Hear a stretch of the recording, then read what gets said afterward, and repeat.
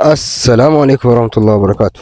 الشمع أكم جرتو daawwattoota yuutuubii kootii nagaan koo sina gojjechaa sharafa maallaqaa kan torban kana akka walii ilaalluta haa jechuudha. Eessayyuu hin naqina sirriitti viidiyoo kan dhaggeeffadhaa jechuudha. Har'a kan isiniif himu gabaa gurraacha. Gabaa yookaan immoo karaa baankii osoo hin taane gabaa gurraachaan meeqaan akka sharafamaa jiru kan walii ilaalluta haa jechuudha. Odeeffannoo sirrii ta'e kan weebsaayitii irraa wabeeffanneedha jechuudha. Dhugaa jiru isiniif hima. Eessayyuu hin naqina viidiyoo kan dhaggeeffadhaa. Isaan dura immoo chaanaalii kanaaf namoonni haaraa taatan subscribe akkasumas viidiyoo share godhaa please. Like illee tuquu hin dagatina.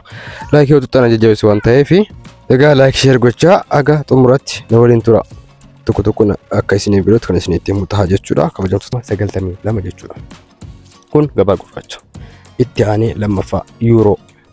Yuuroon tokkoon isii jechuudha. Qarshii Itoophiyaas yeroo deebi'u qarshii 115 fi saantima 19. Yuuroon tokko jechuudha. Isiniif gala jedheeti yaada. Eshi. Sadaffaa gabaa gurraachaan riyaala Suudi Arabiyaa. Riyaala Suudi Arabiyaa tokko yeroo ammaa kana jechuudha qarshii Itoophiyaatti yeroo deebite karaa gabaa gurraachaatiin qarshii 29 fi saantima 4 kan guyyaa har'aa jechuudha. Arfaffaa Kuwait. Diinaarri Kuwait tokko qarshii Itoophiyaatti yeroo deebitu tokkoon ishii qarshii Itoophiyaa 352 fi saantima 37 sharafamtee oolteetti jechuudha. Eshi. Kan itti aanutti darbaa shanaffaa Dubai dirhamiin Dubai tokko jechuudha qarshii Itoophiyaatti yeroo deebitu gabaa gurraachaan qarshii 29 fi saantima 66 kan sharafamtee oolte jechuudha. Kabajamtoota daawwattoota kiyya gabaa gurraacha jechuudha kuni. Itti aansee ammootu Austraaliyaadha. Austraaliyaa doolaarri Austraaliyaa dhiibama tokkoon isii jechuudha qarshii Itoophiyaa qarshii 70 fi saantima 6 baay'ee miti isiin. Gabaa karaa baankiitiin ammootu qarshii 35 qixxee irraa gadi bu'u jira jechuudha. Yeroo baankiidhaan wal bira qabamee ilaalamu qixxee gadi bu'u jechuudha. Fakkeenyaaf gabaa gurraachaan 70 miti baankiidhaan immoo 35 kutaa jechuudha baankiin. Eshi jaafarratti ammootu Qatar. Riyaalii Qatar yookaan ammootu Kuwaatir tokkoon isii qarshii Itoophiyaatti yeroo deebitu qarshii 29 fi saantima 92 sharafamteeti jechuudha gabaa gurraachaan. Saddeetaffaa Joordaan qarshiin Joordaanis waan jettu bareedudha. Araba siitu madaamii keenya cinqii ijoollee keenya cinqiti malee qarshii Joordaan tokkoon ishee qarshii Itoophiyaatti gabaa gurraachaan qarshii 153 fi saantima 59 jechuudha gabaa gurraachaan kan guyyaa har'aa.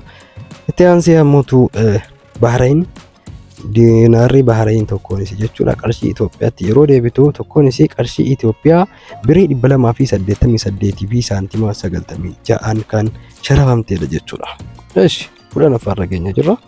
Aga biyyoota 10 geenya jira jechuudha. Eshi kan itti aanu ammootu Oomaan qarshiin Oomaan tokkoon ishii qarshii Itoophiyaatti yeroo deebitu gabaa gurraachaan qarshii 282 fi saantima 99 jechuudha. Gabaa gurraachaan kan guyyaa har'aa kana fakkaatti. Eshi itti aansee ammootu Chaaniyaa qarshii Chaaniyaa tokkoon ishii qarshii Itoophiyaatti gabaa gurraachaan qarshii 14 fi saantima 95 jechuudha. Baay'ee miti jechuudha. Garaagarummaa hedduu qabdi. Kabajamtoota daawwattoota kiyyaa eegaa kunneen ani isiniif himee gabaa gurraachaan kan guyyaa har'aati jechuudha. Amma dura karaa baankii qofaan kan isiniif himaa ture. Har'a immoo odeeffannoo qulqulluu ta'e jechuudha weebsaayitii irraa kan fudhadhe kanneen jechuudha. Gabaa gurraachaan kan sharafamaa oole haala kanaani. Dhuma irratti immoo Kanaadaa doolaarri Kanaadaa tokkoon isii jechuudha baay'ee miti. Tokkoon isii qarshii Itoophiyaa 80 fi saantima 19. Nebele Itoophiyaa 80 fi saantima 19 sharafamtee oolteeti jechuudha. Baankiidhaan yeroo wal bira qabnee ilaallu hedduu tokko kutaadha. Fakkeenyaaf doolaarri tokko doolaarri Ameerikaa tokko karaa gabaa gurraachaatiin qarshii 108 jira asirratti. Baankiidhaan ammootu qarshii 55 hanga 56 qixxeedhaa ol kuta jechuudha. Agartanii baankiin qixxeedhaa ol akka kutu viidiyoon kun ragaadha jechuudha. Egaa kabajamtoota daawwattoota kiyyaa kunneen egaa karaa gabaa gurraacha sharafa guyyaa har'aati jechuudha. Qarshiin Dubaay illee jechuudha yeroo karaa baankiitti deebi'e qarshii 14 darbu. Fakkeenyaaf jechuudha karaa baankiitiin qixxee mura.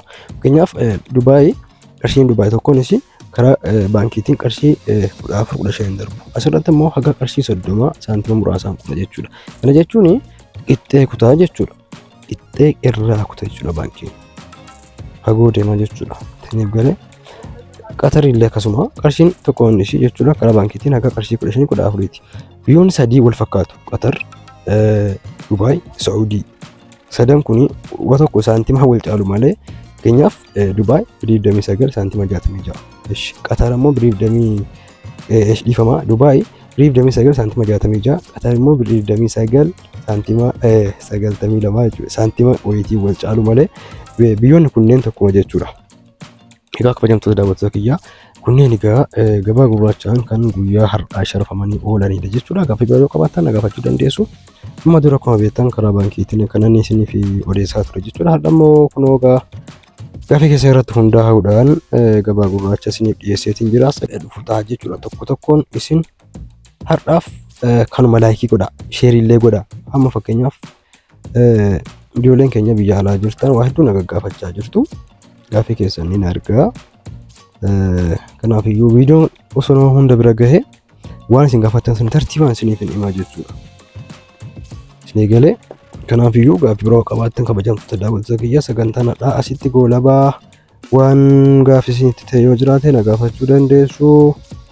Nagaannaaf tura isinan jaaladha hunda keessaniyyuu laayikii gochuu hin dagatinaa sheeriillee godha.